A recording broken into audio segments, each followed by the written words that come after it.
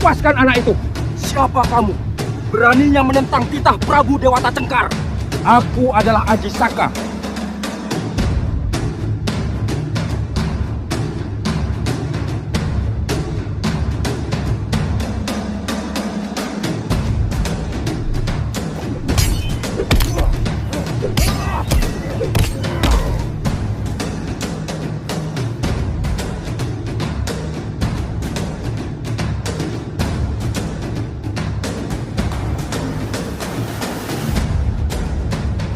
Ampun Baginda, semua pengumpulan upeti dan persembahan digagalkan oleh Aji Saka. Apa?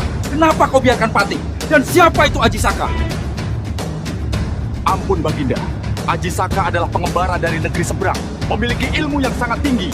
Semua perwira kerajaan sudah dikalahkannya.